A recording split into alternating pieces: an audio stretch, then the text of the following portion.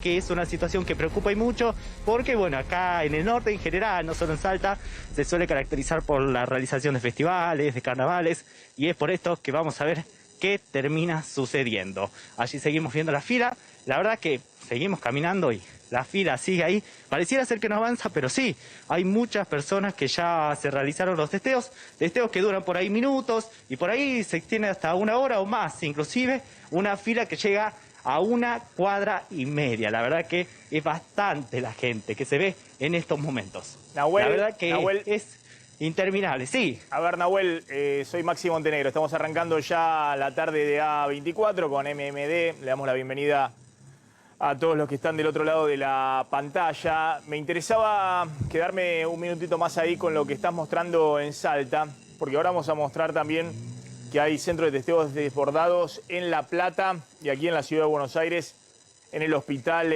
Durán. Ha habido una disparada muy fuerte de casos en la ciudad de Buenos Aires y en el Gran Buenos Aires y en Córdoba. Atención con lo que está pasando en Córdoba con los contagios por la cepa Omicron. Pero contame ahí en Salta, que es uno de los destinos turísticos de la temporada de verano, ¿no? Hay siempre mucho turismo en todo el año en Salta.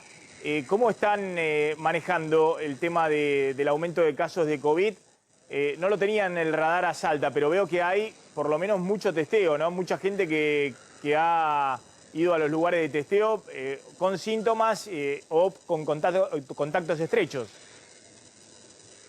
Exactamente, en las últimas horas aproximadamente 130 consultas por día se suelen ver. Como te digo, el horario es de 8 de la mañana a 1 de la tarde. Como este centro de testeo funcionan 10 más aquí en la ciudad de Salta, por lo que la cantidad sigue siendo la misma. La gente en las últimas semanas empezó a concurrir más. Como te decía, Salta no quedó exenta de la duplicación de casos que se ve en todo el país, y de esta manera estamos viendo de 200 para arriba en cuanto a casos. Ayer, por ejemplo, tuvimos 49, pero no hay que dejarse engañar por esa cifra. Antes de ayer tuvimos 253.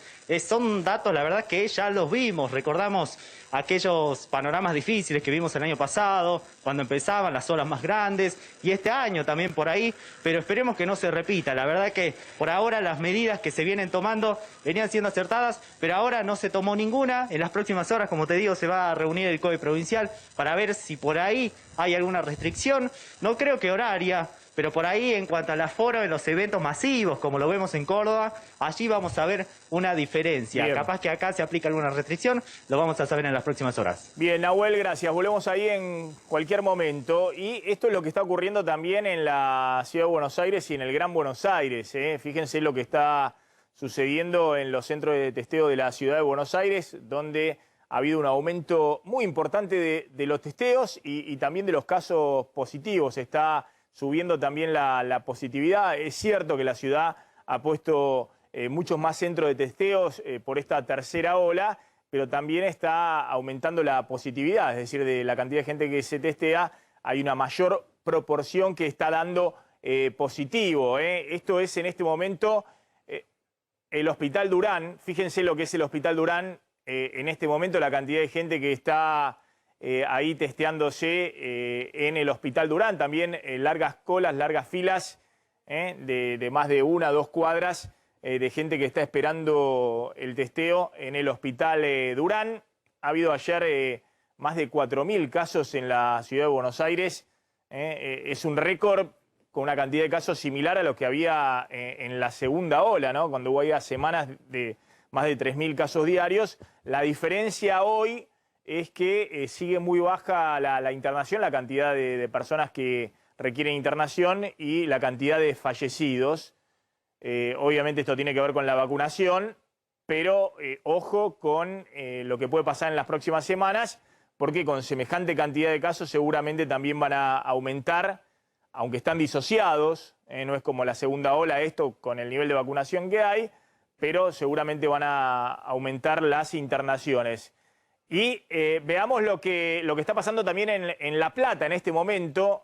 Atención, porque también en La Plata están con la misma imagen, ¿no? Largas filas y colas de gente que se está yendo a testear a los distintos centros de atención y de testeo, con un aumento muy fuerte en los últimos días, fundamentalmente por la explosión de casos de contagios y también mucha gente que obviamente tiene que salir de vacaciones o en las reuniones familiares y encontrarse con abuelos y con otros familiares y quiere, ante el menor síntoma o algún contacto estrecho, testearse. A ver si podemos mostrar lo que está pasando en este momento ahí en La Plata también, donde se reproduce la misma imagen de mucha gente testeando y haciendo filas de largas horas a la espera de poder llegar y hacerse los testeos. En un ratito, Carmela Bárbaro, gracias Carmela por estar acá,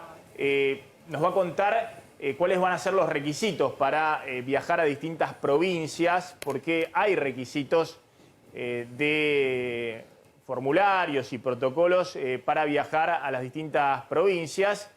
Y en un ratito vamos a hablar también mucho de economía con Claudio Slotnick. Atención, hay novedades importantes para monotributistas y vamos a ver si seguimos frotando la bola de cristal para ver cuáles son los pronósticos y las proyecciones 2022. Cuando tengan la plata me muestran un poquito porque quiero mostrar efectivamente que nos fuimos allá al norte, que por ahora está un poquito afuera, si bien han aumentado muchísimo los testeos, está un poquito afuera de lo que es esta explosión de casos en la ciudad de Buenos Aires, en el Gran Buenos Aires y en Córdoba.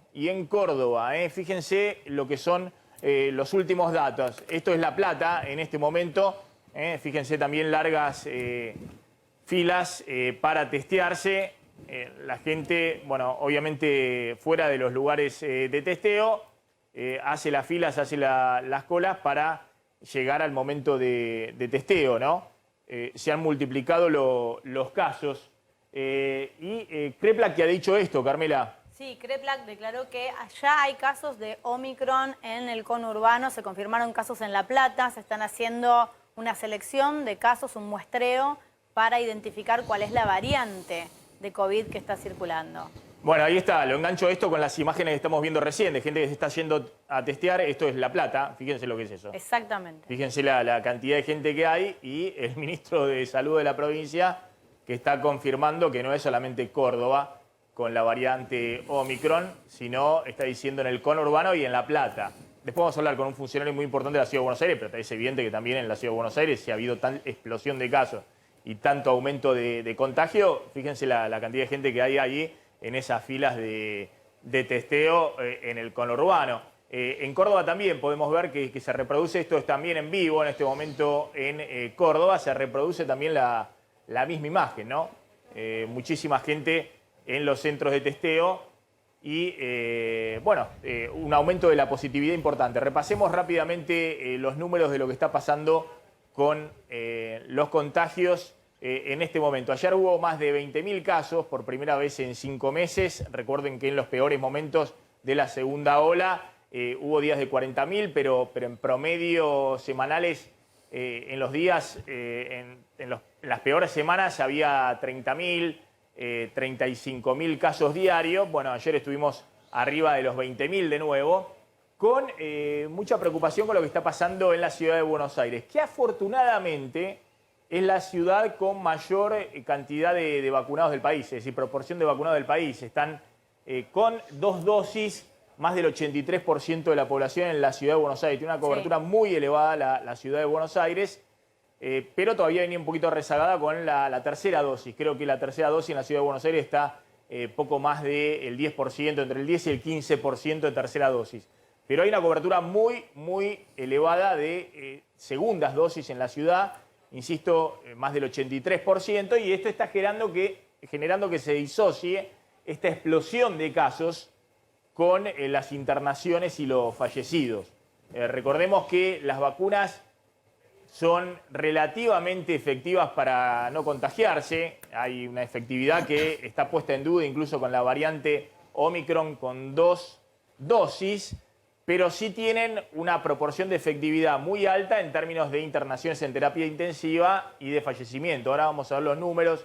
No quiero entrar en las discusiones con los antivacunas, porque yo creo que hay muchísima ignorancia, no hay maldad en la gente que está en las redes sociales y demás diciendo absolutamente cualquier cosa. Y de hecho, cuando yo dije que hay preocupación y alerta por los no vacunados, no es porque se vaya a estigmatizar al no vacunado, sino que al contrario, hay una preocupación por la salud de los no vacunados.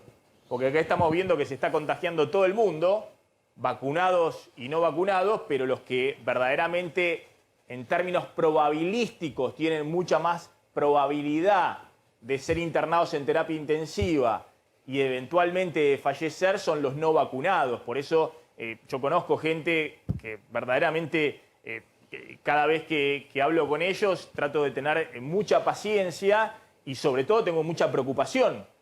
Verdaderamente, el otro día hablaba con el CEO de una empresa muy importante de seguridad privada, de las más importantes de seguridad privada del país. 10.000 empleados. El 30% no se quiere vacunar, 3.000 personas. Fallecieron ya 50 empleados por COVID.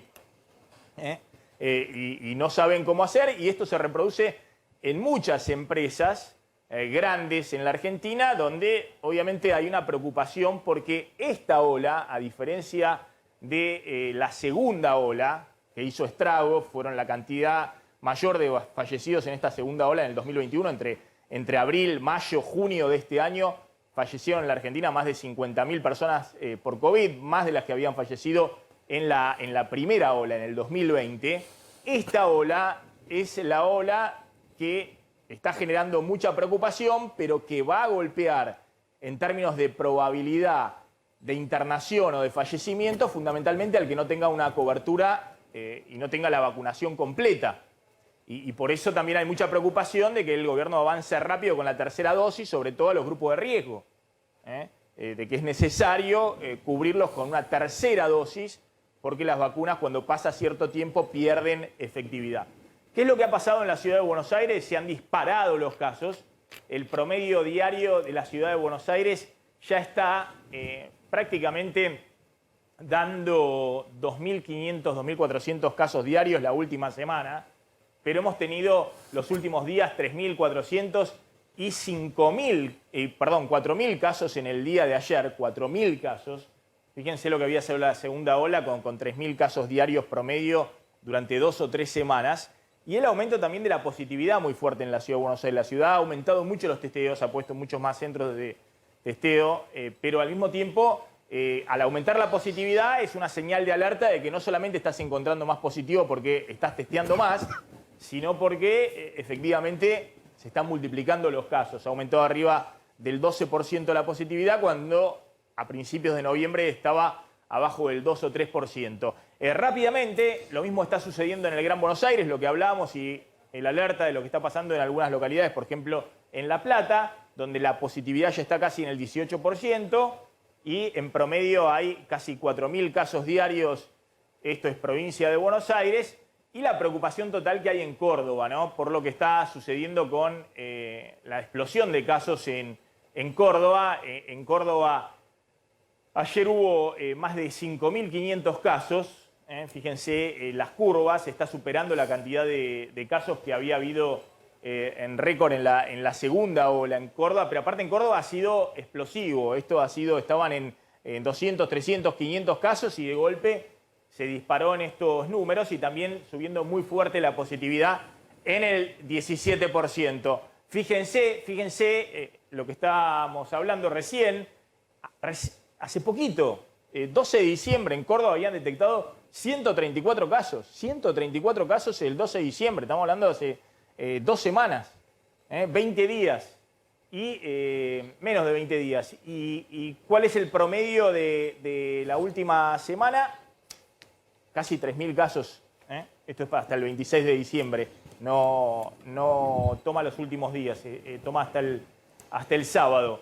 Lo que sí, no están aumentando proporcionalmente ni mucho menos las internaciones, que aumentan, pero muy poco, y lo mismo los fallecimientos. Este es el efecto vacunas, aunque ojo que los fallecimientos estamos hablando de contagios de un mes atrás, con lo cual uno lamentablemente tiene que esperar que en las próximas semanas los fallecimientos lamentablemente aumenten. Vamos a ver qué está pasando en Córdoba, pero antes me está llamando Leo Godoy porque hay una protesta de enfermeros.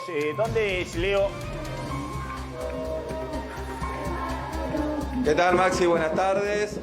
estamos en la sede del gobierno porteño, aquí en Parque Patricios, en la calle Uspallata, donde se está llevando adelante esta protesta de enfermeros pertenecientes a la Asociación de Licenciados en Enfermería, que, bueno, en esta protesta de manera simbólica están quemando, como ves en imagen, los recibos de sueldos que tienen que ver con el aguinaldo, donde ellos denuncian que hubo un recorte entre el 30 y el 40% en los aguinaldos, y por ese motivo también reclamando un bono de fin de año. Bueno, por ese motivo se han acercado hasta aquí, hasta la sede del gobierno porteño, y han decidido llevar adelante esta protesta con esta simbología que tiene que ver con la quema de los recibos de sueldo de los aguinaldos. Leo, a ver si entiendo. Contá de nuevo, el punto principal, están reclamando este bono de fin de año. Pero también sí, habíamos escuchado también fuerte protesta de los médicos, porque claro, de nuevo están cargados de trabajo con el tema de la explosión de casos, los testeos y demás. Y era un momento donde supuestamente iban a tener las licencias. Dicen, no tenemos incentivos adicionales desde el punto de vista económico y tenemos que volver a trabajar 24/7. Exactamente, Maxi. Por un lado reclaman eso, hablan de los 500 días de pandemia, y también esto, que recibieron en el aguinaldo un recorte de entre el 30 y el 45%. ¿Cómo se produce ese recorte? En que no son tenidas en cuenta, obviamente, en los recibos de sueldo, varios ítems en negro que tiene ese recibo, y por lo tanto no cuenta para el aguinaldo, y ellos dicen, hemos trabajado muchas horas extras, mucho tiempo, y todos esos ítems no son incluidos en nuestro aguinaldo, lo cual implica un recorte de entre el 30 y el 40%. Está claro, sí, son ítems en realidad no remunerativos que no son considerados dentro del aguinaldo. Leo, gracias. Bueno, voy a completar esto, ¿no? Para contar un poquito el tema de los casos. Esto, decíamos, era lo que pasaba en Córdoba. A ver si podemos mostrar la próxima placa, que muestra el tema este que está zanjado, el tema de vacunas o no vacunas. Pero quiero mostrarlo porque hay que tener mucha paciencia, mucha paciencia, mucha paciencia. Esto ocurre en todo el mundo. En Europa, en Estados Unidos, hay movimientos muy fuertes de lo que se llama terraplanistas, es decir, que descreen de la ciencia, teorías conspirativas y demás.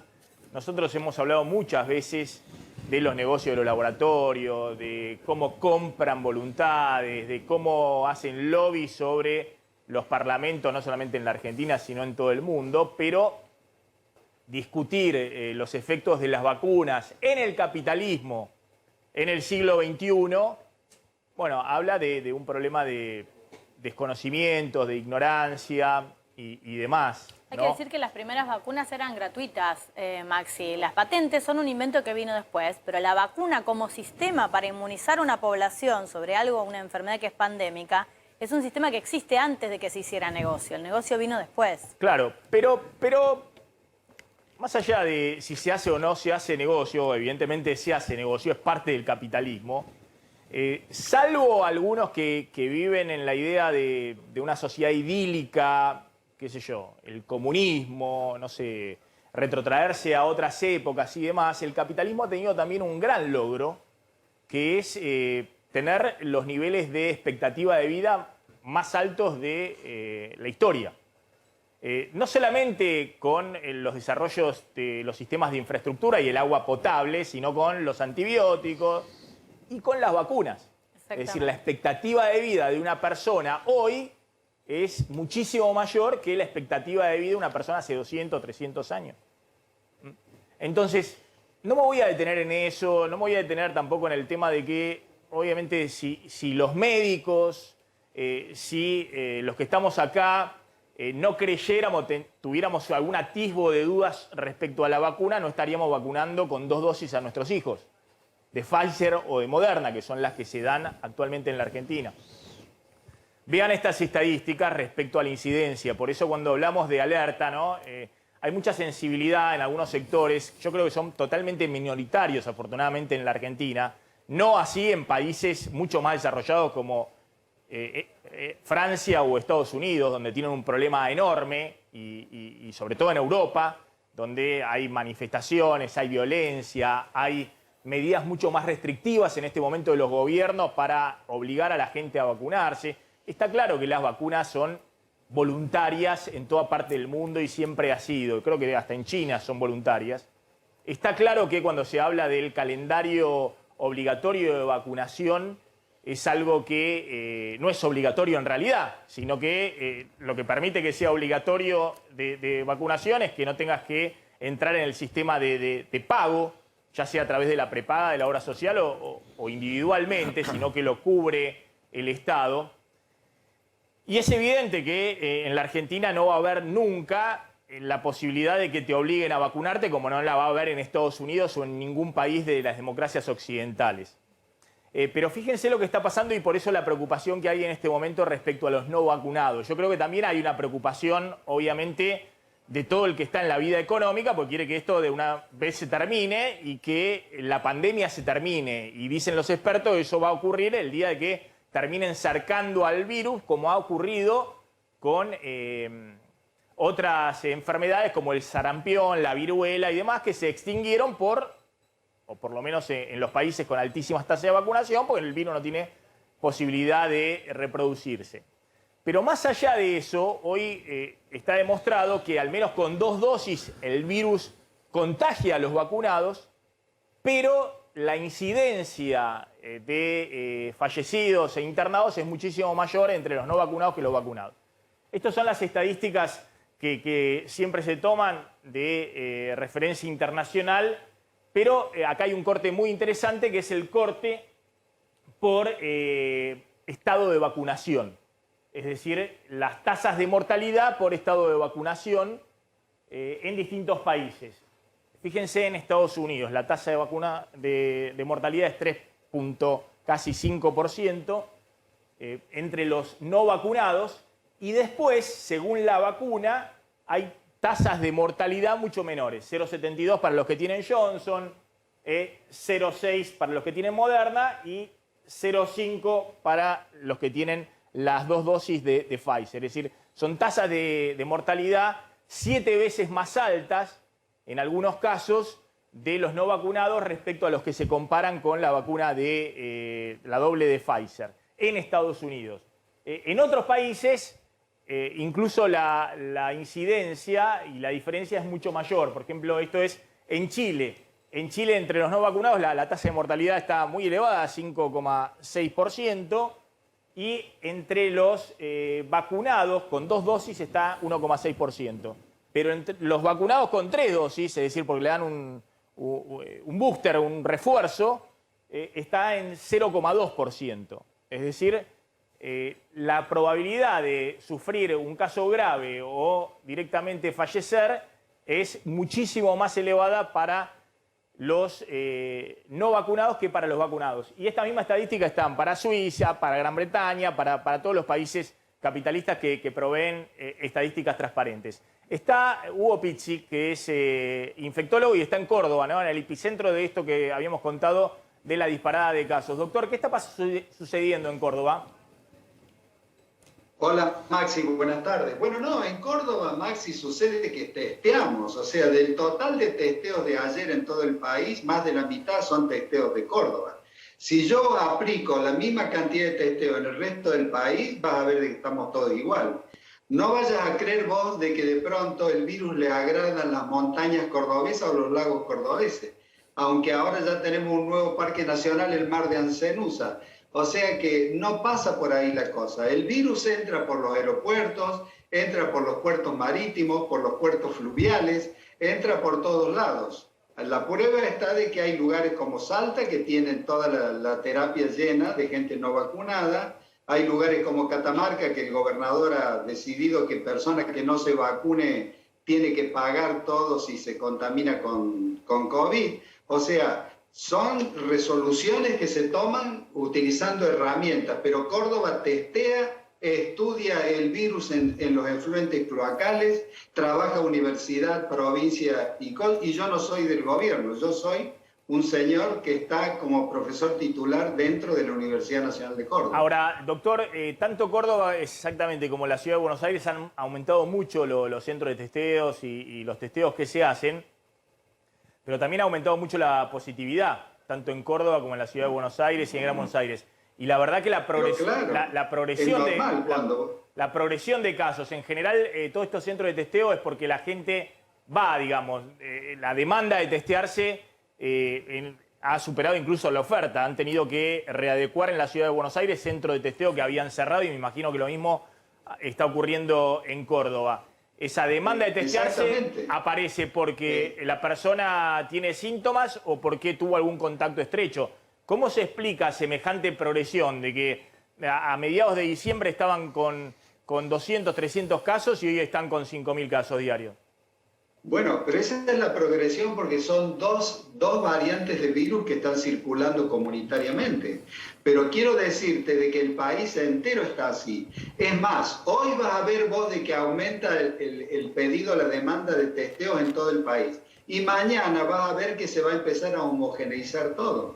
Pero no es que en Córdoba se haya hecho algo mal o distinto. Siempre se testeó. Y en un porcentaje, el de ayer fue el 50% de todo lo que se hizo en Argentina, pero los anteriores eran el 30%, y nadie puede negar que cuando vos testeas tenés un diagnóstico de situación adecuado y certero.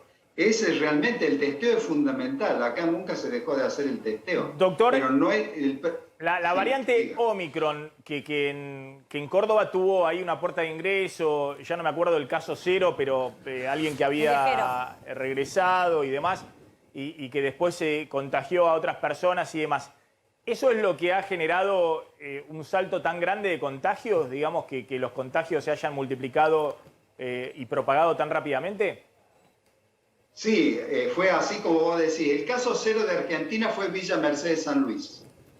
Después, cuando viene el señor de Dubái, en una población que son dos ciudades hermanadas, Colonia Carolla, Jesús María, hubo que, fíjate vos qué cosa curiosa, hasta el taxista que lo llevó de Ezeiza a Retiro, hubo que aislarlo, y todos los que iban en el ómnibus de Retiro hasta Colonia Carolla hubo que aislarlos a todos, además de todos los parientes. Pero después hubo un festejo de egresos de 3 colegios en un barrio de Córdoba, y vino una hermana que estaba en Estados Unidos, esa fue la persona que contagió a todos los que estaban adentro, con una velocidad que nosotros nunca vimos, la velocidad de contagio que tiene Omicron.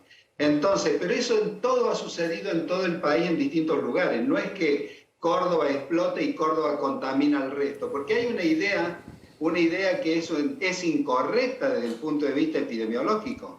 Entra más el virus por todos lados y la prueba evidente de que ustedes van a ver en los próximos días que todos estamos en la misma situación. Por eso todos debemos cuidarnos y debemos volver a todo lo que aprendimos. Hay gente que no usa barbijo, hay gente que realmente tiene una actitud muy indiferente ante la situación. Lo que sí nos ha tranquilizado y sobremanera es que los que están internados no están vacunados. La gente que está muriendo, que son pocos, no están vacunados o están mal vacunados con una sola dosis.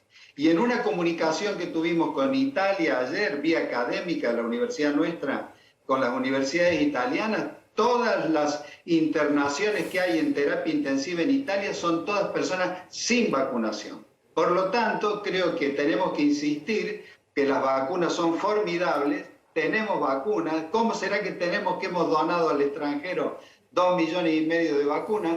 Entonces tenemos que usar la segunda dosis a los que no la tengan, que son varios.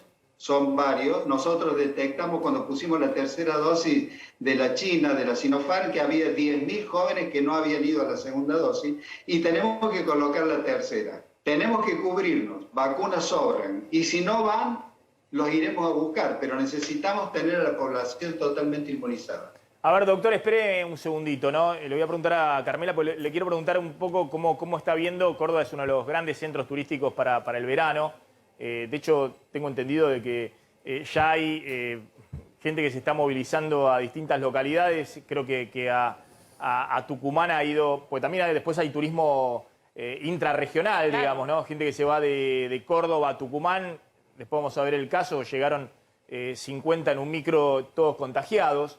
Pero Carmela, ¿hay algún tipo de requisito para viajar a distintas provincias? Todas las provincias del punto de tienen vista algún turístico? requisito. En general, la mayoría lo que piden es el certificado de turismo, es un certificado que se saca donde se sacaba el permiso para circular. No es como el permiso anterior, que vos, depende de la cantidad de gente que haya, te lo dan o no te lo dan. En general te lo dan, pero es para que cada provincia sepa cuántas personas tiene, pueda hacer un seguimiento, tenés que anotar con cuántas personas vas, dónde te vas a quedar, la dirección, un teléfono de contacto frente a alguna emergencia. Esto tiene que ver con hacer un seguimiento de los casos. Hay algunas provincias en particular, por ejemplo Chaco, que pide el pasaporte Chaco, que es un pasaporte extraordinario, además de este permiso, este certificado de turismo. La Pampa, que también requiere un permiso provincial específico, pero en general, Buenos Aires, Chubut, Mendoza, Córdoba, San Luis, Santa Fe, Salta, Jujuy, todas requieren este certificado de turismo, sobre todo para tener un control de dónde se está alojando la gente si se detecta un caso positivo. ¿Y ese certificado te lo va a exigir quién en la provincia? Bueno, cualquier organismo de control. ¿La policía te lo puede exigir? La policía te lo puede exigir en cualquier momento, te lo puede exigir cualquier control policial que pare en la ruta, en cualquier ruta donde dice dónde vas. Y la idea no es controlar a la gente, no es que te lo vayan a pedir todo el tiempo ni darle permiso para viajar, pero sí tener en claro cuáles son los contactos para encontrar a las familias y para detectar dónde están y dónde se van a aislar las personas que viajen. Hay que sacarlo por lo menos 48 horas antes de viajar. Ya vamos a hablar con Iván Kachanowski y con Sergio Chousa del tema proyecciones 2022. Vamos a frotar ahí la bola de cristal que puede pasar con la economía 2022. Uno tiene la impresión de que todos los gobiernos, nación, provincia, municipio, nadie va a cerrar nada en este momento, porque están todos con la idea tuvo que frenar. En general hay en el mundo, salvo en algunos países europeos, en Francia, sobre todo en Gran Bretaña y demás, pero acá la idea de que, bueno, el tema es la vacunación y se viene una temporada turística muy, muy fuerte. Pero ojo, que acá el impacto es que, claro, si se reproducen tanto los contagios, no es que va a tener dificultades el sector de turismo, gastronómico, que son algunos hablan de la revancha del consumo. Hay un boom de consumo en esos sectores y la gente quiere salir y gastar todo, ¿no? No se ahorra en la Argentina en este momento, todo van, los pesitos que tienen lo gastan. Sino porque, bueno, la gente va a estar contagiada, te da un positivo, no podés viajar. Y algo así están viendo, por ejemplo, en Bariloche, donde han cerrado el tema del turismo de egresados. Suspendieron los viajes de egresados, la llegada de contingentes de egresados por lo menos por una semana. Tienen 500 chicos aislados en los hoteles y esto sí ya tiene una consecuencia económica, por lo menos para todas las agencias de viajes que tienen los viajes pagos y los van a tener que reprogramar. Ni hablar de la cantidad de comercios. Salió una información, por ejemplo, que una marca de celulares, no importa, en Estados Unidos ha decidido cerrar sus comercios. Digo, también le pasa al comercio minorista que cuando aumentan la cantidad de casos, tiene un staff, se preparó para la temporada, tenés un cocinero, un bachero, un mozo. En la medida en que vos empezás a tener contagios y no tenés personal para trabajar, también tenés el riesgo de cerrar. Sí, ojo con eso, porque la costa va a explotar, también el sur. Estamos hablando de Córdoba, pero acá hay dos problemas. Uno, del lado de la oferta, ¿y qué te pasa si tenés el personal contagiado? Y del lado de la demanda, ojo con esto, ¿no? De que mucha gente hace la reserva y demás, pero después si te da un positivo no podés viajar. No pueden viajar. Porque obviamente es una inconsciencia y además, bueno, obviamente si vas con un avión no te van a dejar subir. Pero bueno, doctor, ¿cómo están esperando ahí en Córdoba? Pues se viene una temporada muy fuerte también en Córdoba a partir de ahora, de fin de año, el 3 de enero. Y eso va a significar que mucha gente se va a movilizar hacia Córdoba y desde Córdoba. Sí, mira, yo te cuento, o sea, yo creo que hay muchas cosas que las hemos protocolizado y están aforadas que se pueden hacer. Teatro, hotelería, eso va a funcionar. Inclusive están poniendo ya los dueños de restaurante, acá estamos vacunados todos, pretendemos que el parroquiano también esté vacunado. O sea, yo creo que hay muchas cosas que van a funcionar y bien como funcionaron el año pasado.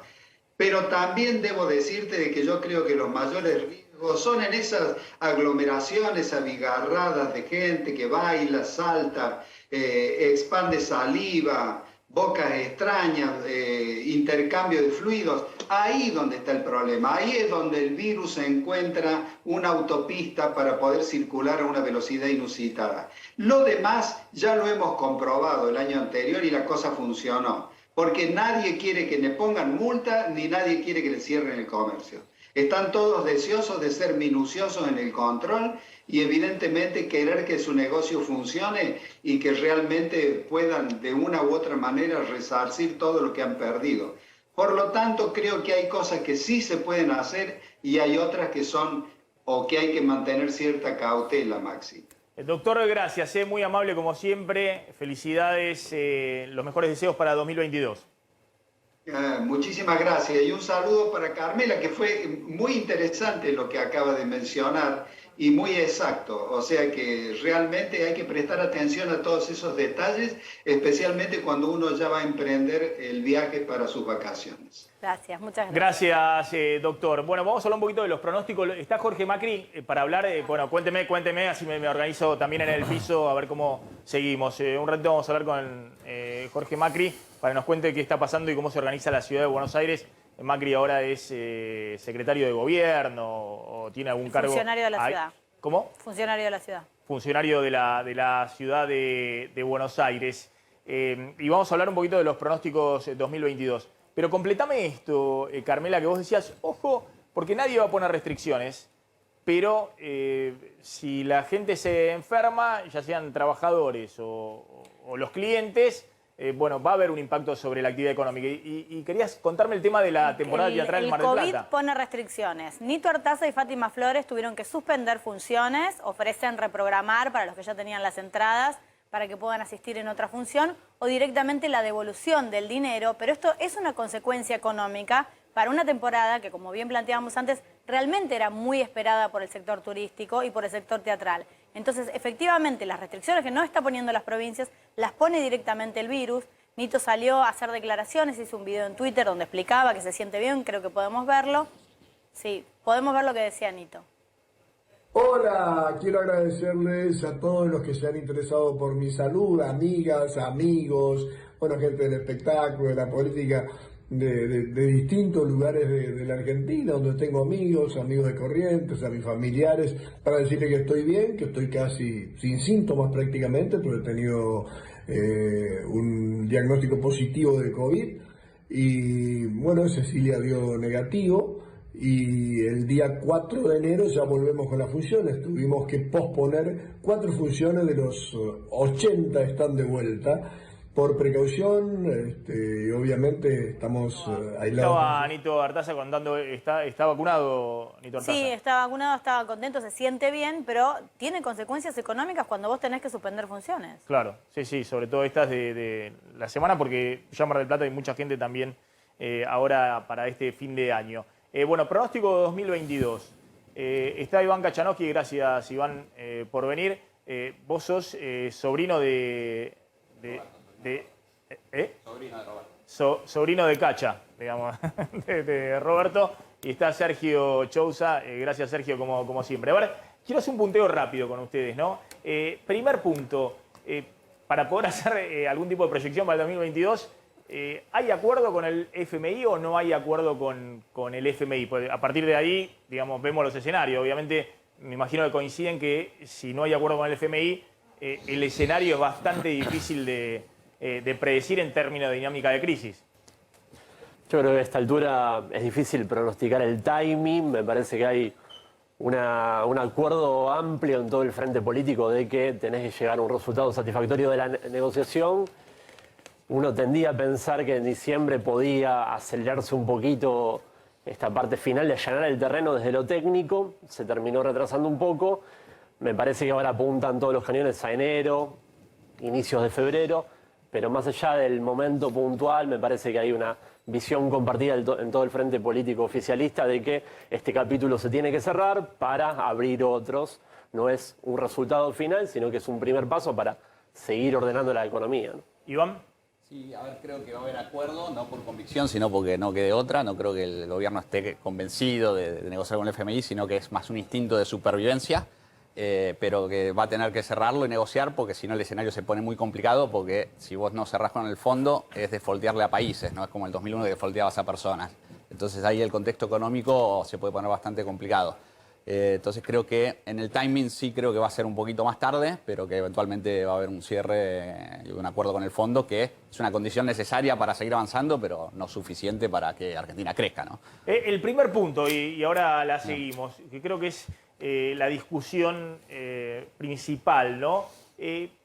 La inflación para el año que viene, ¿no? Pues en términos de dinámica estamos hablando, bueno, hay acuerdo con el fondo.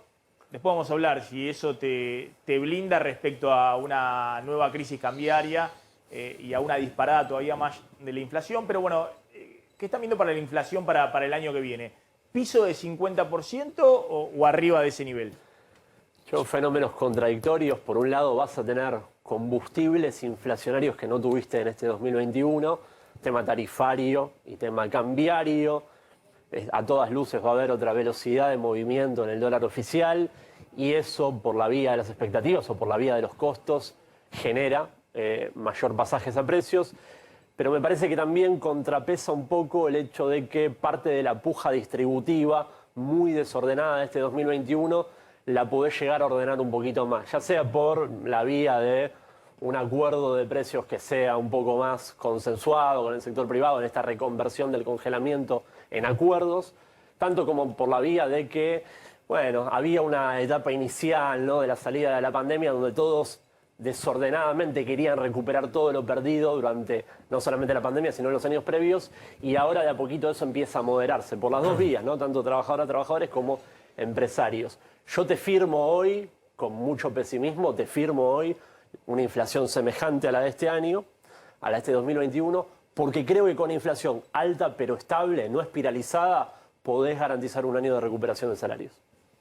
Sí, a ver, creo que hay un problema estructural de la inflación. Si vos agarrás los últimos 48, 50 meses, 30 o 30 y algo de esos meses fueron de 3% mensual o más. Entonces acá hay instaurada una inflación alta de 3% mensual que va a ser muy difícil bajar, que el año que viene vamos a tener un desafío de vencimientos de deuda en pesos muy complicado, que si no se logra renovar va a haber una presión para la emisión monetaria que te puede generar un estado inflacionario de 50% más, te diría, y creo que lamentablemente Argentina está acostumbrada y va a tener que seguir en esa situación lamentablemente de convivir con una inflación alta, que no se va a súper desbordar, pero que va a estar entre el 50 o el 60% tranquilamente el año que viene. Ahora la seguimos para ver qué puede pasar con los salarios, con el dólar oficial, con el dólar blue y las tasas de interés y sobre todo también el nivel de actividad, si la economía argentina puede seguir creciendo el año que viene y a qué tasa. Está Jorge Macri, que es...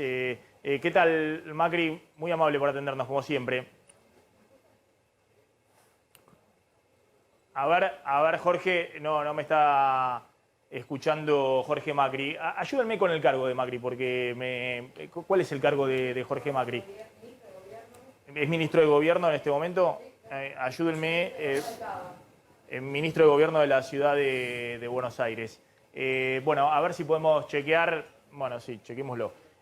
Bueno, contame qué está pasando en el mercado cambiario, Carlos. Bueno, un dólar paralelo que está arriba de lo que lo habíamos visto en el día de ayer, 205 pesos en este momento, y como contrapartida de eso lo que está ocurriendo es que los dólares financieros que los habíamos visto en los últimos días justamente para arriba y encima de los 200 pesos, hoy están entre 2 y 3 pesos por debajo de lo que lo vimos la semana pasada, esto es entre 198 a 202 pesos, incluso el dólar llamado dólar bolsa está en 195 pesos en estos momentos. Eso tiene que ver con que hay algún flujo de dólares que está viniendo, digamos, de argentinos que tienen la plata afuera, que está viniendo hacia la Argentina. Para pagar menos bienes personales. Básicamente para pagar menos bienes personales. Recordemos que hay una tasa diferencial de bienes personales si los fondos están en el exterior, es más elevada que si los fondos están acá. El fin de año también, obviamente siempre se ve un aumento de los depósitos en dólares en el sistema, porque los dólares que están en la caja de seguridad pagan bienes personales, los dólares que están en caja de ahorro en dólares no pagan bienes personales. Pero más allá de eso, lo que vamos a ver durante este verano es un verano con mucha volatilidad, que sí acordamos con el fondo, que no acordamos, que van para un lado, van para el otro. Va a ser un verano movidito, como decíamos ayer. Ahí está Jorge Macri, ministro de Gobierno de la Ciudad de Buenos Aires. Macri, bueno, a ver, ¿qué está pasando en la Ciudad de Buenos Aires con el tema contagios, con el tema testeos? aumento muy fuerte de casos. ¿Cómo están evaluando que esto puede seguir las próximas semanas? Bueno, efectivamente, aumento muy fuerte de testeos. Estamos reforzando los testeos a niveles históricos. Eso demuestra también un nivel de contagio muy alto. Los números ustedes los conocen. Pero me parece que lo relevante es llevarle tranquilidad a la gente, pero conciencia de cuidado, ¿no? Esta enfermedad no está demostrando un nivel alto de hospitalización, pero tenemos que estar muy atentos. Y estamos esperando que la provincia también avance con un mayor nivel de testeo, por lo que estamos notando es que estamos atendiendo a mucha gente de la provincia en la ciudad para testearse, lo cual no nos molesta. Hay mucha gente que trabaja acá, que estudia acá, que viene a conformar parte de la cotidianeidad de la ciudad de Buenos Aires, pero la ciudad está casi en 40.000 testeos por día, y la provincia no llega a 30.000, cuando tiene mucha más población la provincia que la ciudad, y además hay mucha gente moviéndose a la costa, a lugares de verano, así que sería importante que la provincia refuerce los testeos en esos lugares, porque si no el sistema puede llegar a colapsar, y lo que esperamos es eso, que el compromiso que está teniendo la ciudad con aumentar los testeos, la vacunación, etcétera, tenga un compromiso similar de parte de la provincia. Perdona, a ver, de esos 4.000 casos que hubo en las últimas 24 horas, usted está diciendo que muchos son de gente que reside en la provincia de Buenos Aires.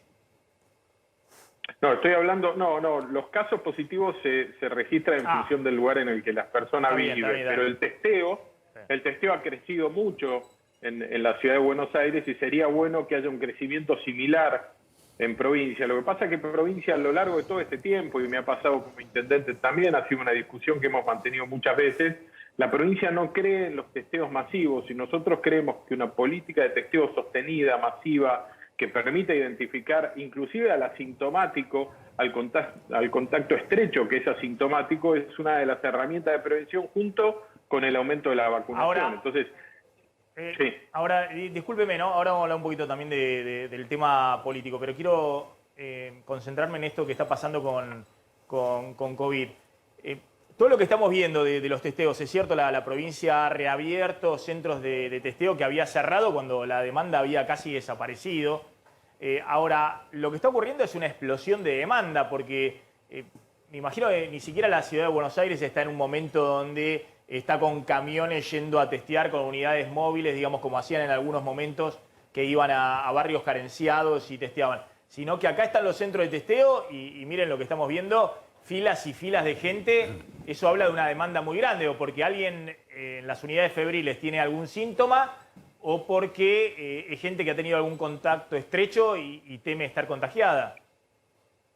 O gente que necesita viajar y el pasaporte o los requerimientos del viaje le exigen tener un testeo negativo.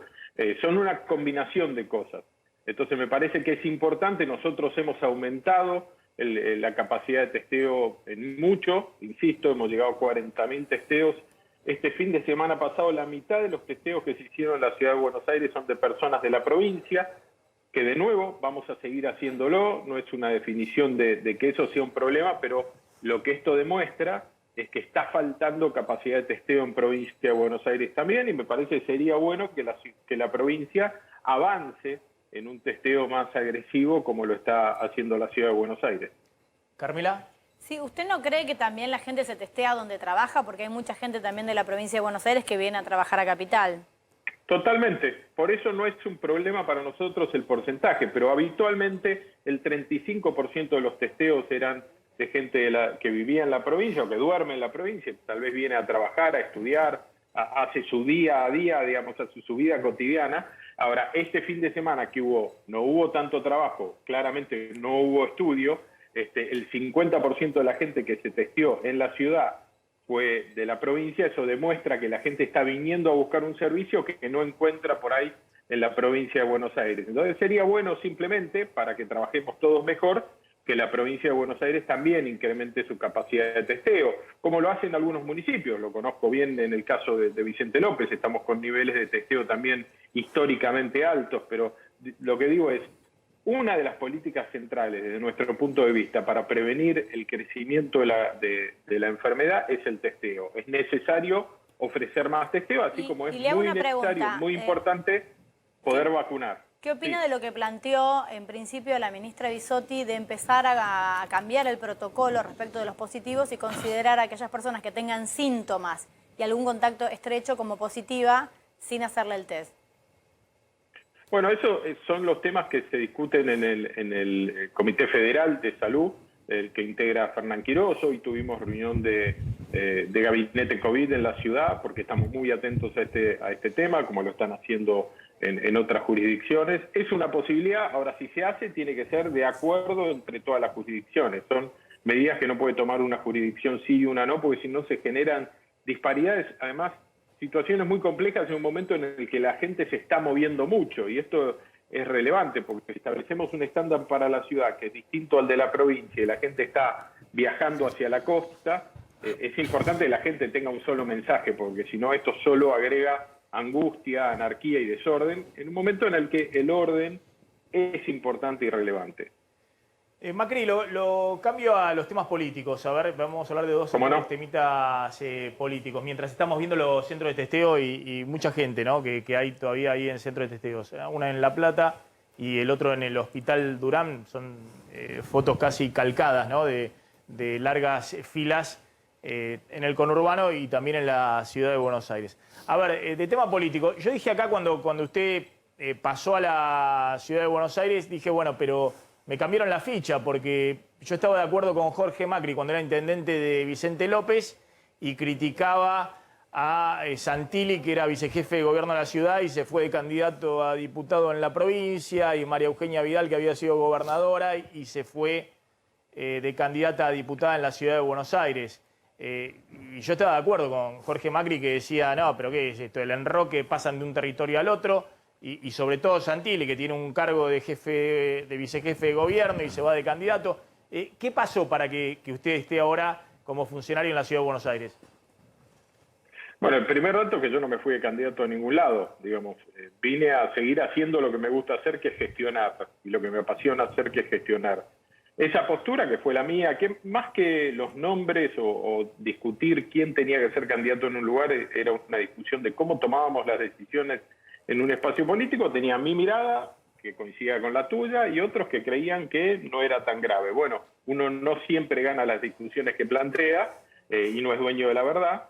Se impuso otra realidad, ganamos las elecciones en provincia, en ciudad, también se ganaron en el resto del país muy concretas. Creo que hubo un mandato de la gente que a veces el gobierno nacional no escucha, que por ejemplo tiene que ver con la no suba de impuestos, que hay dos maneras de subir los impuestos, ¿no? Porque ustedes recién estaban hablando un poco de esto, de la presión impositiva, las certezas, la falta de confianza. El hecho de que el mínimo, o digamos los topes de monotributo se hayan aumentado solo el 26% es una manera encubierta de volver a subir los impuestos, ¿no? Porque, claro, a uno lo cambian de categoría no porque gane más plata, sino porque la plata vale menos, factura más, pero le rinde menos, porque eso es la inflación, o directamente te sacan del monotributo y te obligan a ir al régimen general, lo cual es una carga y una complicación adicional. Entonces, yo sigo defendiendo esas ideas. Hoy puedo gestionar desde una herramienta a la que le llego a más gente, también a vecinos de Vicente López, porque recién lo decían ustedes, hay mucha gente de la provincia que entra a la ciudad. 40.000 vecinos de Vicente López ingresan todos los días a trabajar a la ciudad. Y hay 30.000 de la ciudad que van a trabajar a Vicente López. Los problemas son comunes, digamos. Bueno, a ver, segundo tema. Se está hablando mucho entre intendentes del Frente de Todos, también de Juntos por el Cambio, de las reelecciones. Es decir, 2 periodos y volver a ser reelecto. Es reelección.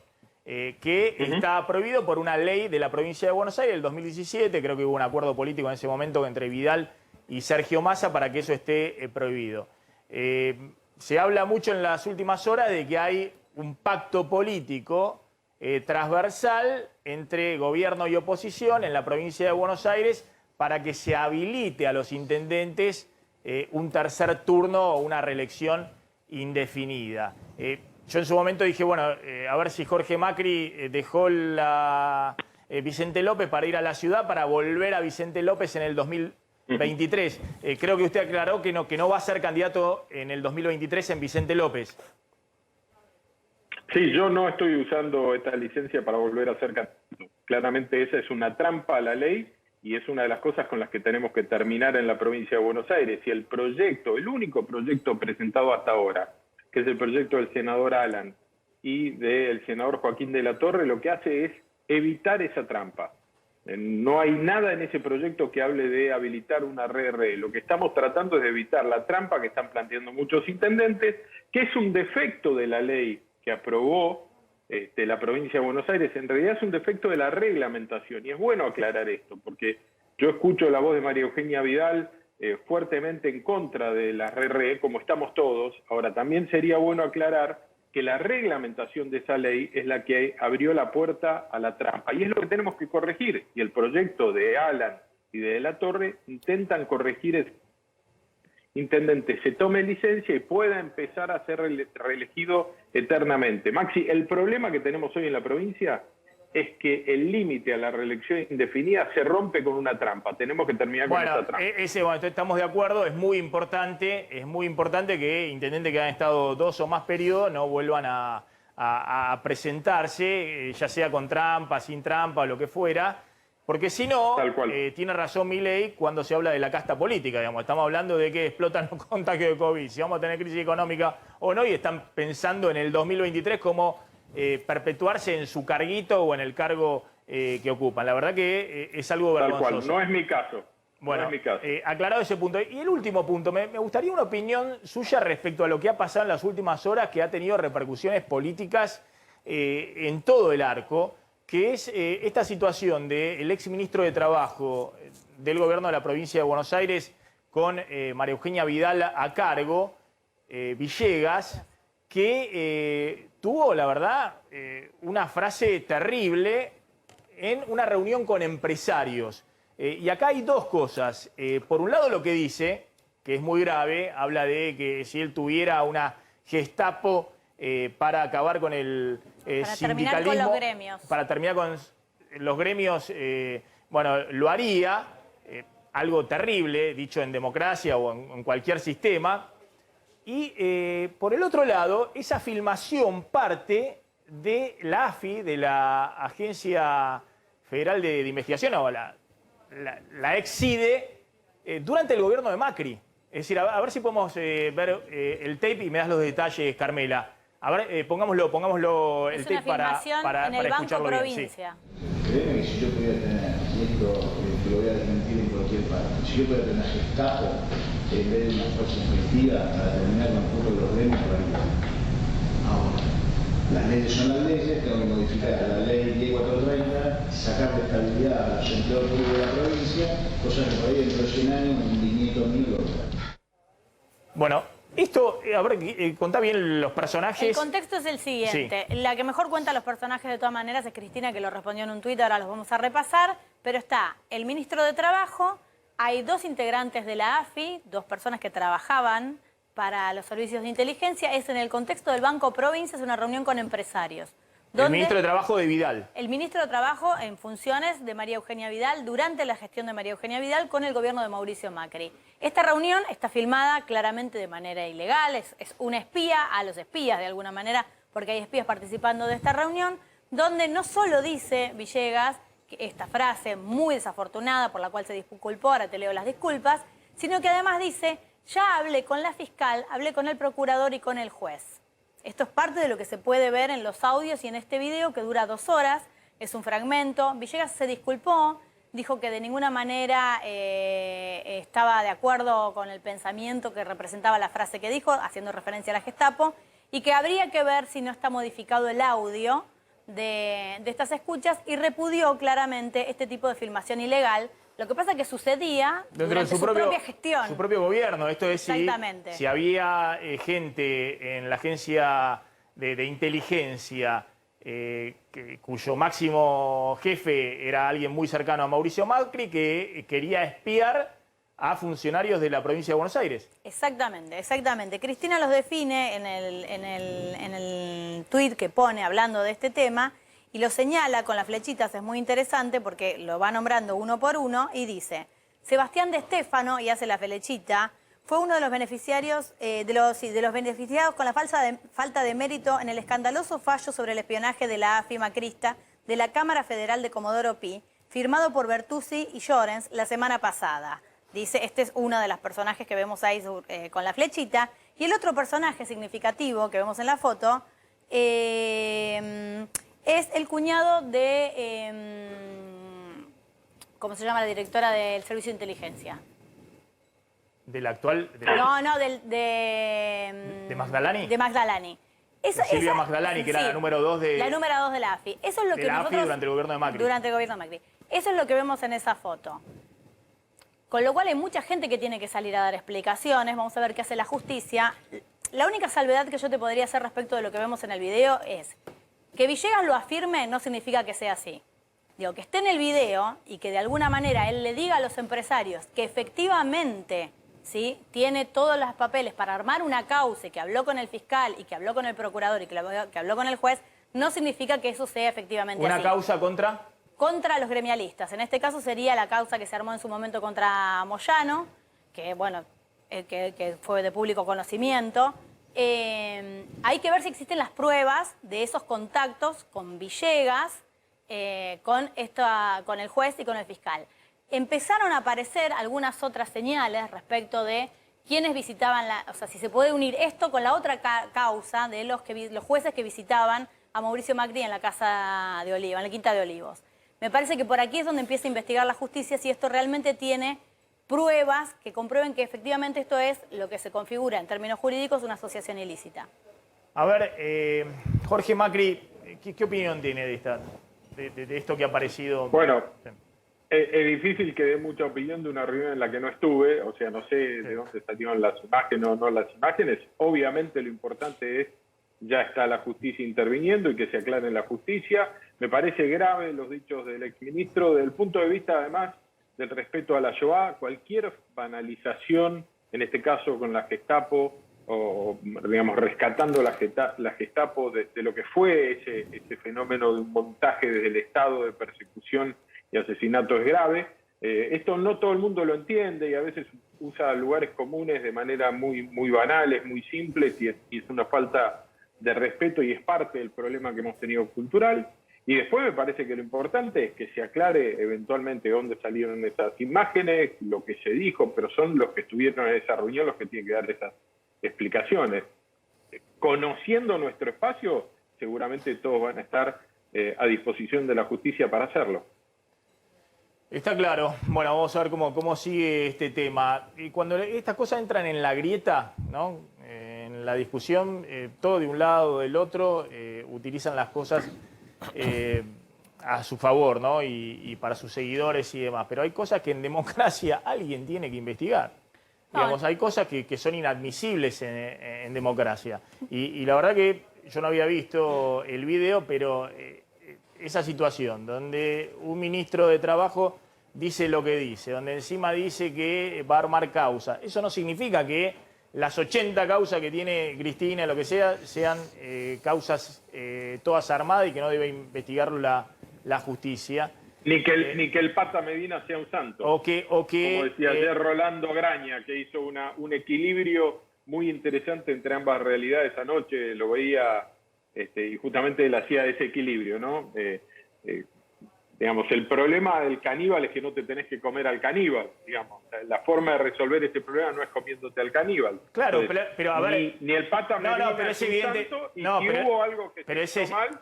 Pero es evidente que si la justicia tiene que investigar a un sindicalista, porque hay denuncias por todos lados respecto a ese sindicalista, la justicia tiene que investigarlo de manera independiente.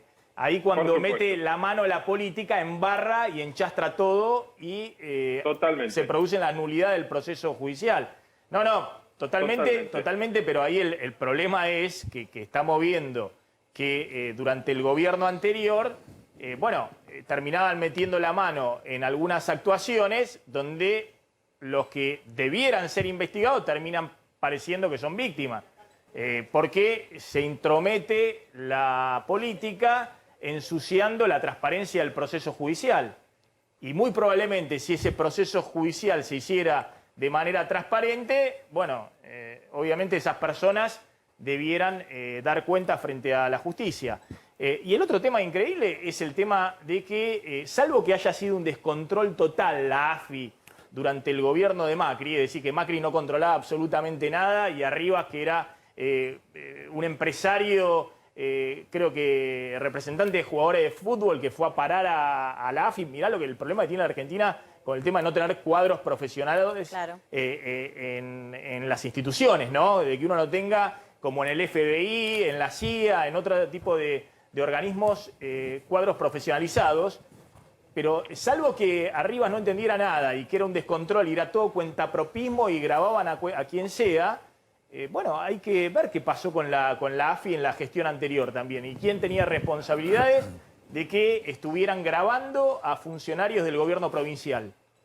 De manera ilegal, por supuesto, porque no se puede hacer inteligencia... es el mismo Villegas el que repudia y tiene razón, la grabación. tiene razón, porque no se puede hacer inteligencia de ningún ciudadano, salvo que haya una orden judicial. Pero bueno, lo dejamos para otro momento, Macri, pero la verdad que es algo llamativo, digamos, lo que pasaba con el tema de las escuchas y las grabaciones y el espionaje desde la AFI en el gobierno anterior.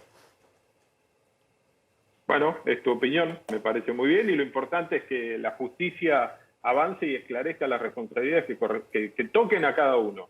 No es mi caso.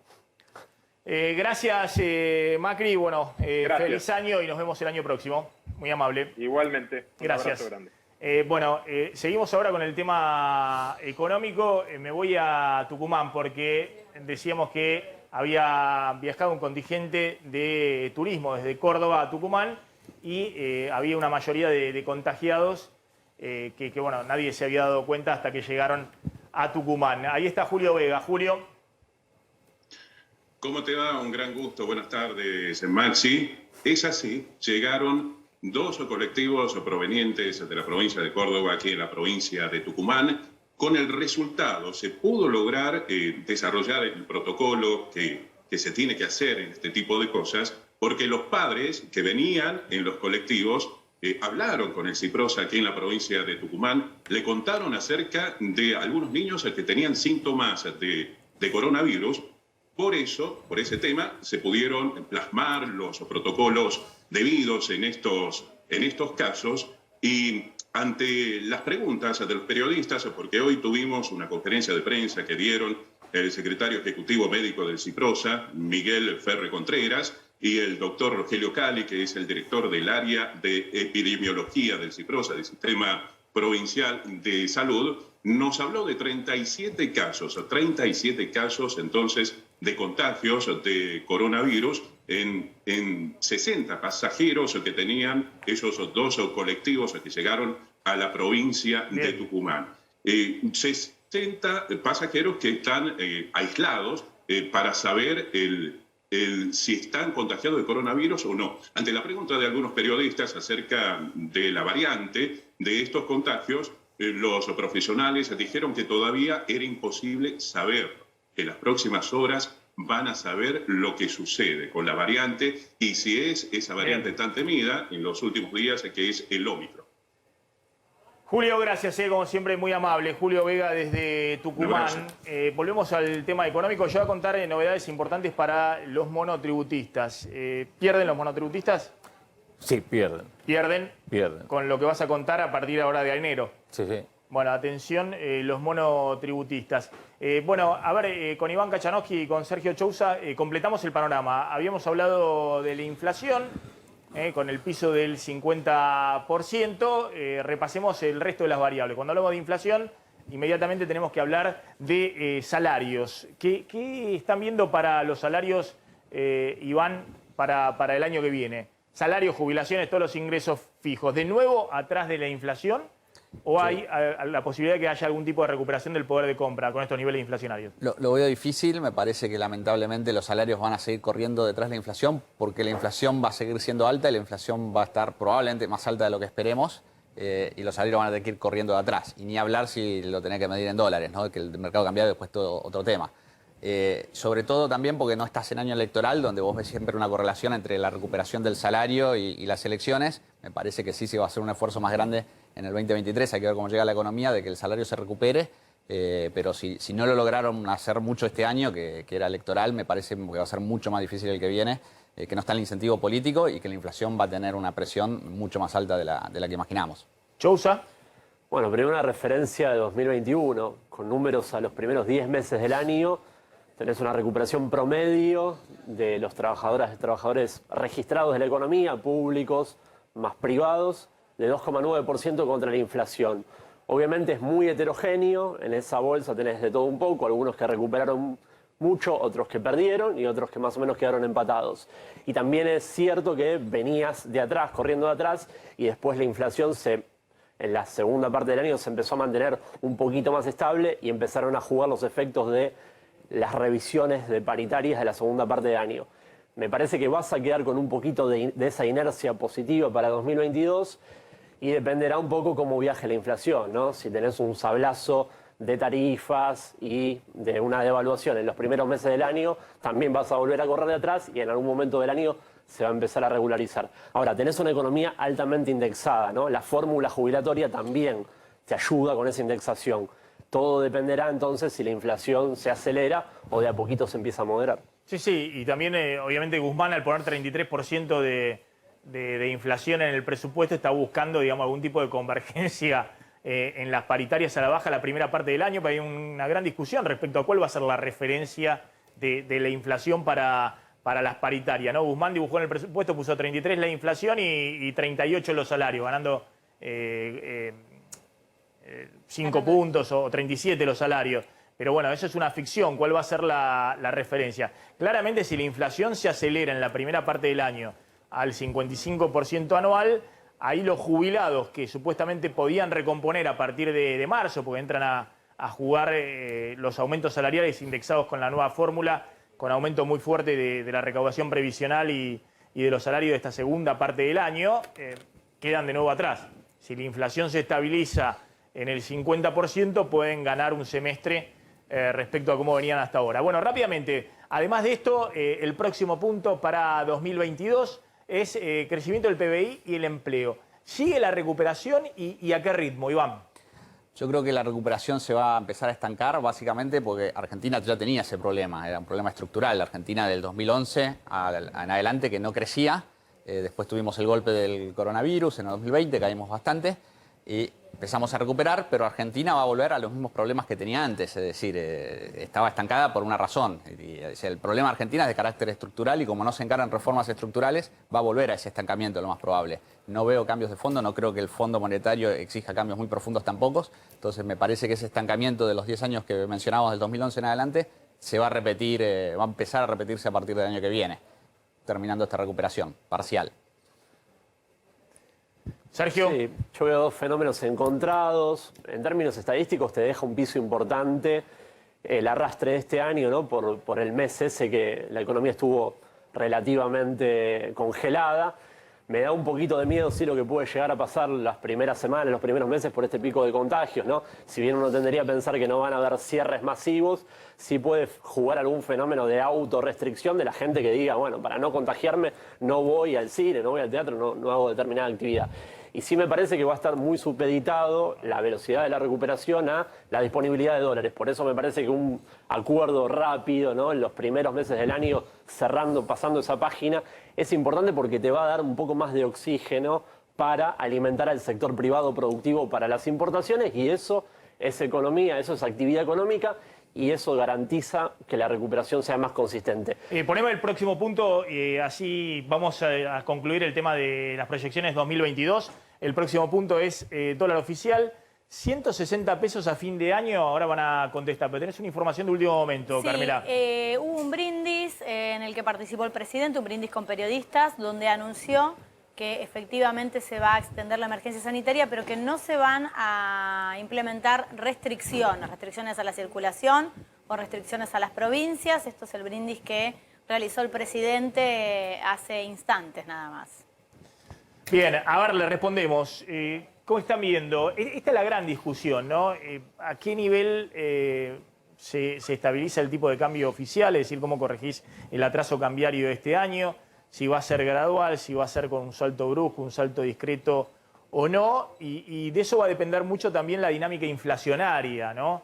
Yo vengo contando el efecto 2013-2014, lo que le pasó a Kicillof, ministro de Economía, que trató de salir del atraso cambiario que se generó en la campaña electoral del 2013, fue llevando más rápido el tipo de cambio oficial, como dice Guzmán que lo va a llevar ahora, equiparando a la inflación, pero en algún momento tuvo que pegarle un salto del 20%, junto con una suba fuerte de la tasa de interés para estabilizar la dolarización, porque si no, seguía la dolarización y no podía estabilizar el tipo de cambio oficial, aún con cepo, y eso generó un salto inflacionario muy grande en el 2014, con un proceso recesivo porque la inflación quedó muy adelantada respecto a salarios y jubilaciones.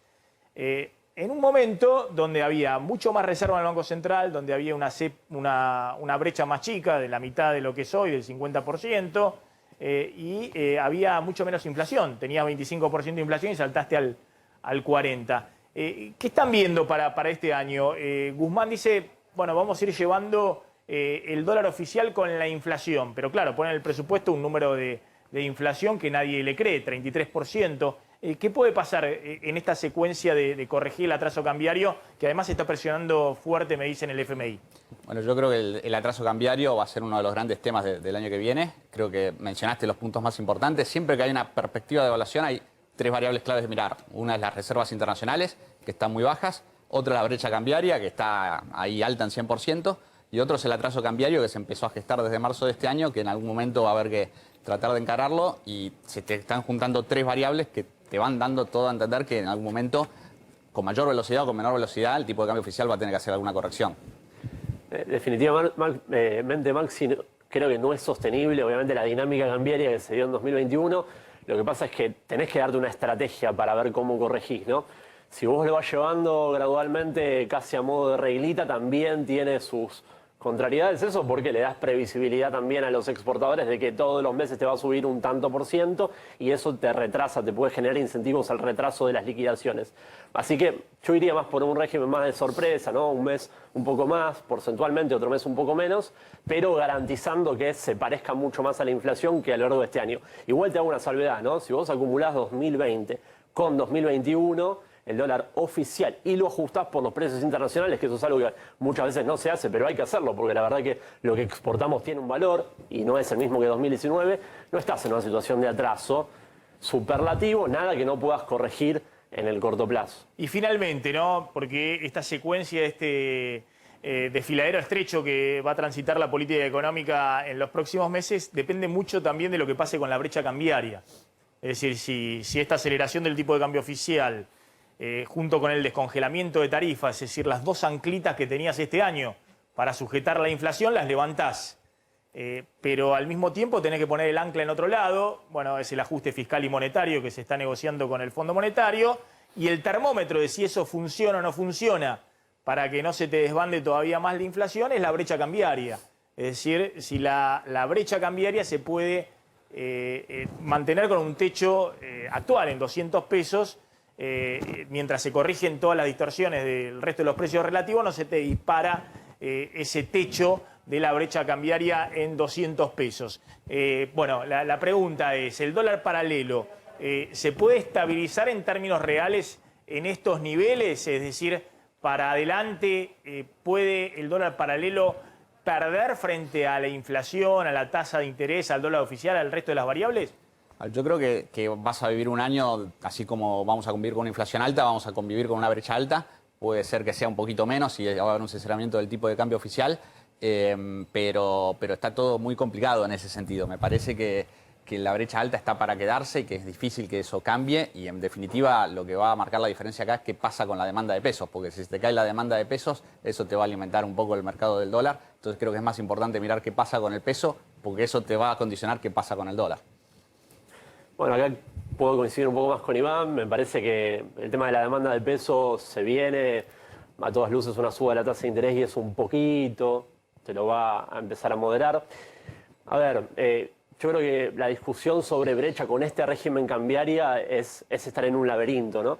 Tenés un problema, lo tenés que resolver, obviamente con una devaluación es pan para hoy y hambre para mañana, porque vos devaluás y en un par de meses eso te termina desordenando las cotizaciones paralelas y volvés a los mismos niveles de brecha o semejantes. Me parece que cerrar el programa con el Fondo Monetario te va a dar una posibilidad de anclar expectativas y a partir de eso moverte a otro régimen cambiario distinto del que tenemos hoy, que está totalmente desordenado. Gracias a los dos, muy amables por haber estado en el programa. Un poco saco de conclusión que ese va a ser el gran termómetro, digamos, de lo que pase el año que viene. Si el programa con el fondo funciona mínimamente, esa brecha cambiaria debiera achicarse. Si se te movió todo para arriba, es que el programa con el fondo fracasó y vas a una dinámica compleja desde el punto de vista de la economía real. Me aclaran que, más allá de este tema, la reelección de los intendentes en la provincia de Buenos Aires y esto que están planteando de votar en un pacto entre oficialismo y oposición, la reelección indefinida, me aclaran acá que el bloque del Frente Renovador de Sergio Massa, y son 12 diputados en la Cámara Baja de la provincia y 4 senadores, va a votar en contra, que no van a votar las reelecciones indefinidas de los intendentes, con lo cual la estrategia de un sector del oficialismo para darle aire a los intendentes del conurbano, para tener reelecciones indefinidas que puedan presentarse en el 2023, se cae, porque ojo que están, es decir, tendría que acompañar una gran cantidad de Juntos por el Cambio en la legislatura provincial para poder aprobar las reelecciones indefinidas de los intendentes. Si vota en contra, como dicen que van a hacer, el espacio íntegro del Frente Renovador de los 12 diputados y los 4 senadores que tiene Sergio Massa. No le dan los números al oficialismo con unos pocos legisladores de Juntos por el Cambio para acompañar ese proyecto. Atención, porque ahí hay una cuña fuerte. Me dicen que Massa se planta con esto, que no quiere y que lo va a hacer valer en la legislatura. Hay un error en la reglamentación. En realidad lo que permite que esto suceda en la actualidad y por lo que sucede esta negociación es porque algunos sí se van a poder presentar, que son los que no cumplieron 2 años de mandato efectivo, los que se retiraron para desempeñarse en otros cargos, con lo cual hay algunos que están en condiciones y otros que no. Lo que se quiere modificar es la reglamentación. Una de las cosas que se hablaba para buscar un punto medio entre esto que vos contás, Maxi, es modificarlo, pero de aquí hacia adelante. Es decir, esta reglamentación que permite que sí algunos se presenten y otros no, que es por lo que querían llegar a un acuerdo los dos sectores políticos, se pueda modificar, pero de acá para adelante. Sí, me dicen textualmente, Sergio Massa, vamos a votar en contra de las reelecciones indefinidas. Es decir, que le está enviando un mensaje fuerte al Frente de Todos en la provincia de Buenos Aires. Enganchemos a Eduardo López, por favor, si está. Me interesa la palabra de Eduardo López para ver qué está pasando en este momento. Está Mauricio Zabalza en Nueva York. Mauricio, ¿cómo estás? ¿Qué haces, Maxi? ¿Cómo vas? Bien, ¿Todo bien? Mauricio, ¿cómo se está viviendo esta previa de fin de año en Nueva York? Con también un aumento de casos, pero ¿cómo está la ciudad en este momento? Mira, ayer justamente entró la nueva regla de que los trabajadores privados del Estado también tienen que estar vacunados para trabajar. Es una obligación. Ya había pasado con los bomberos, con los maestros, con los policías, y ahora arrancó a partir de ayer. Tuvo algún tipo de oposición, fue a la Corte Suprema no dio lugar, y bueno, todos los que están trabajando, que son un montón de personas, 184.000 empresas le calculan, tienen que estar vacunados para trabajar. Si no, te dan un tiempo, sin goce de sueldo, te vacunás y volvés al trabajo. Y estamos con un alza de casos bastante importante, ¿no? Lo que ha hecho que estamos nuevamente con máscaras, se han suspendido algunas cosas. El famoso tradicional festejo de Times Square va a ser solamente con 15.000 personas elegidas, prácticamente virtual, como fue el año pasado. Y bueno, como te decía, alza de casos, testeos a montones, por todos lados, colas de 100, 150 metros para que la gente se testee, y mucha gente con bastante... Se me cayó bastantes problemas, porque claro, ¿qué pasa? 100 personas muertas por día en Estados Unidos, ¿no? Discúlpame, no te escuché, Mauricio, me decías...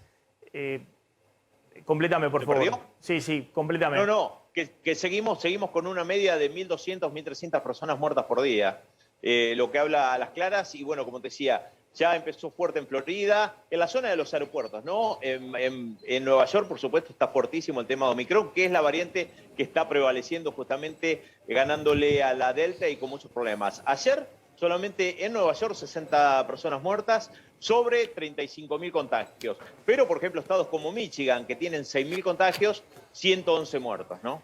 A ver, Mauricio, me interesaba un poquito cómo se prepara Nueva York para el fin de año, cómo se prepara Nueva York, cómo está la vida en Nueva York para el fin de año. Nos hemos enterado, por ejemplo, que Apple está cerrando sus tiendas. Creo que esto lo había hecho durante la pandemia también, que no se podía comprar ningún producto de Apple en las tiendas, solo se podía comprar vía internet y hacer el retiro. Larga colas en los shopping de los negocios que tiene Apple por todo Estados Unidos. Bueno, esto se reitera.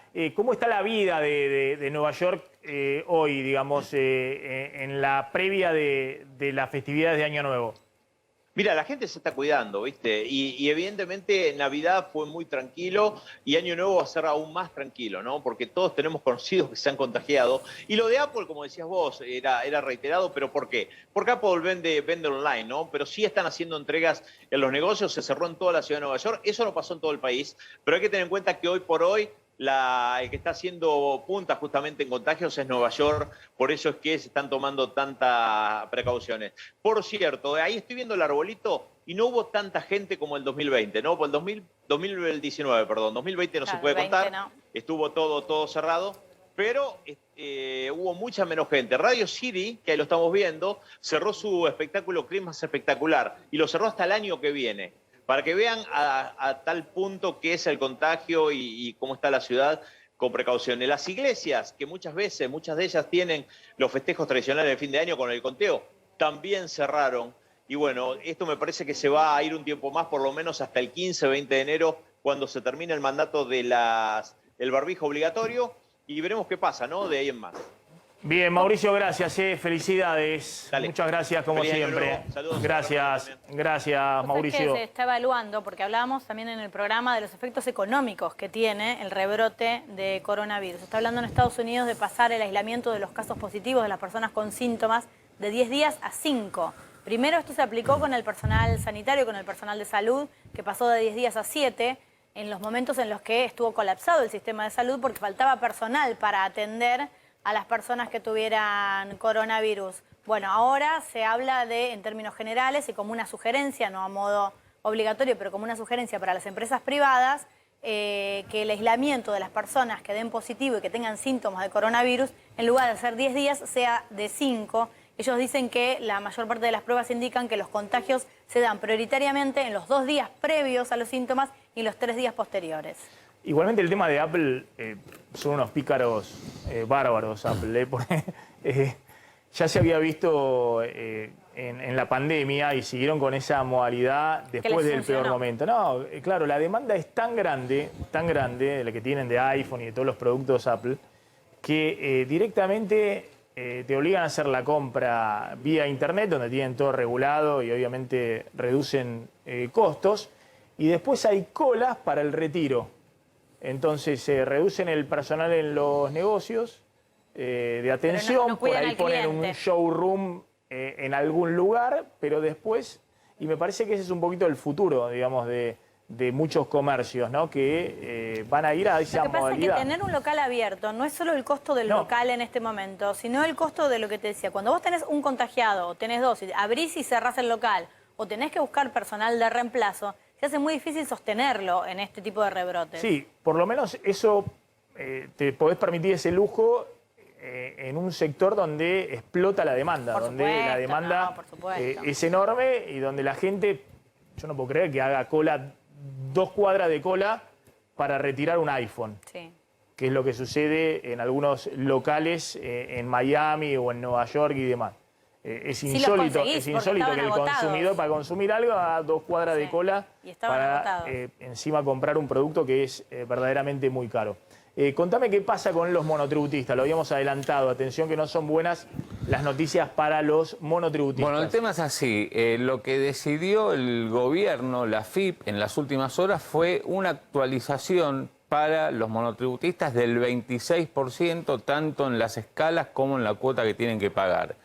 ¿Por qué es del 26% y no del 52% que debió haber sido si, siguiendo la ley que siempre rigió al monotributo, se regían cuotas y escalas por la movilidad jubilatoria y tendría que haber actualizado al 52%? Porque hubo una ley a mitad de año que justamente, como no hubo actualización de los saberes por ley de movilidad jubilatoria en la primera parte de 2021, solamente hubo en la segunda parte de 2021. Bueno, ahora la AFIP lo que dice es, escalas y cuotas de los monotributistas se van a actualizar por la movilidad de la segunda parte de 2021 y esto da el 26% y no el 52%. Entonces, ¿cómo queda la categoría A y cómo queda la categoría B? 38.800 pesos facturación promedio mensual para la categoría A, 57.750 para la categoría B. Si avanzamos a las categorías más altas, la H y la K, queda una facturación mensual de 273.000 y de 388.500 para la categoría K, que es la más alta de todas por mes. Después de esa facturación mensual, te vas del monotributo, te vas al esquema puente. Ahora, lo que dicen desde la AFIP es lo siguiente, que las categorías más bajas, con esta actualización del 26%, la A, la B, la C y la D, que reúne a 8 de cada 10 monotributistas, esos van a tener una actualización, si uno compara enero 2022 contra enero 2021, del 61%. ¿Por qué? Porque en la primera parte del 2021, se fijó por una ley especial para monotributistas, para estas categorías más bajas, una actualización mejor que para el resto. Entonces ahora que solamente toman en cuenta el 26%, pero para todos, bueno, se sigue beneficiando a las categorías más bajas por sobre las categorías más altas, porque hay un objetivo de la AFIP, que es que aquellas categorías más altas, como la AFIP supone que hay gente que podría estar en el régimen general y se esconde en el monotributo, bueno, entonces a esas les da menos beneficios que al resto, que son las categorías más bajas, de la A a la D. Bueno, vamos a la tanda y cuando volvamos vamos a hablar de los aumentos para enero. Atención que se vienen aumentos importantes para enero y algo que habíamos adelantado hace rato, que es lo que estaba pasando con el precio de la ropa. Resulta que ahora Guzmán y Culfas quieren contener los aumentos en calzado y indumentaria. ¿Qué van a hacer? No sé qué van a hacer. Lo va a contar Slotnick después de la tanda. Ya volvemos.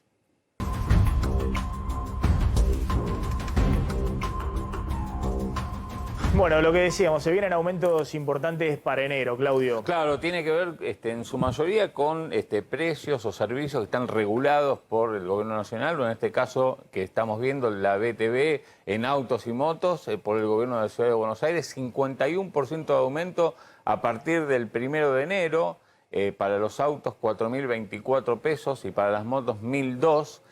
También aumentan hasta 50% los peajes de acceso a la Ciudad de Buenos Aires. Digo hasta el 50% porque depende en qué autopista y también si es hora pico o no pico y qué día. El estacionamiento medido, 50%, también aquí en la ciudad se va a 45 pesos la hora. El monotributo, lo comentábamos recién, 26% de incremento. Las prepagas, que ahí está entre signos de pregunta, pero ya podemos confirmar que van a tener un aumento del 9% para los afiliados de las prepagas, pero no van a tener copagos. Esto venía justamente negociándose entre las empresas y el gobierno. Hace minutos nada más se acordó que no habrá copagos, pero sí habrá este aumento del 9%, con lo cual si uno toma el último año, las prepagas tuvieron un incremento del 61%, por arriba de la inflación. Acomodaron lo que venían muy atrás de la inflación en el año anterior. Efectivamente. Una cosa que hay que definir, pero que también tendrá aumento, es el precio de los alimentos y los productos de limpieza, de higiene. Ahí yo puse 5% entre signo de pregunta, porque es lo que tienen que negociar en los próximos días Roberto Feletti con las principales fabricantes de alimentos y de productos de higiene. Esto es la renovación de precios cuidados, la canasta que va a tener otra vez, o la intención de Feletti es de que tenga 1.400, incluso algo más de productos, pero con aumentos por debajo de la inflación. Bien, Carmela, ahí está el video que vos habías anticipado a ver a Alberto Fernández en el brindis de fin de año ahí en Casa de Gobierno con periodistas. Sí. El problema de los nuevos contagios no son tan graves fue porque los argentinos y argentinas tuvieron la responsabilidad de vacunarse. Y sí, a todos nos preocupa porque quisiéramos no tenerlo, pero en la medida que nos vacunemos, recién le preguntaba a Roberto cuándo se daba la tercera dosis y en la medida que nos vacunemos todo va a ser más fácil. ¿Analizan medidas? ¿Habrá que tomar alguna medida? No va a haber nuevas medidas. Las que ya se han Lo declarado. puede afirmar usted ya. Y bueno, hemos prorrogado la emergencia sanitaria. Como te habías anticipado, Carmela, no va a haber nuevas medidas por este aumento de casos de la variante Omicron. No, se prorroga la emergencia sanitaria y las medidas van a quedar a cargo de cada jurisdicción, ¿no es cierto? Que es lo que estamos viendo, depende qué niveles de contagio tengan y qué nivel de ocupación de las camas de terapia intensiva tengas, cada provincia y cada jurisdicción está tomando sus propias medidas. Perfecto. ¿Qué pasa con el tema del precio de calzado e indumentaria? Bueno, vamos a dar un adelanto. El adelanto tiene que ver que la semana que viene habrá una reunión entre Matías Culfas y los principales empresarios justamente del rubro ropa y calzados.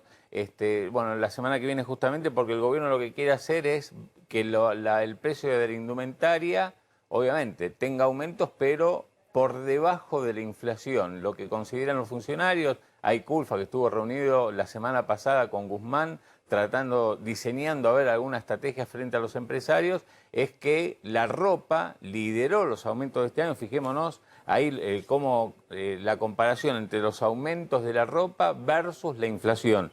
Entre enero y noviembre, ahí vayamos a la próxima placa, incremento del 57,1% en la indumentaria y el calzado. Estas son cifras oficiales, contra 45,4% de la inflación. Y si uno toma los últimos 12 meses, noviembre, 62,8% de la ropa, 51,2% de la inflación, 10 puntos prácticamente de diferencia. Bueno, el gobierno lo que busca es que se dé vuelta la relación, que la ropa, el calzado en todo caso, tire para abajo el índice y que no para arriba como ocurrió este año.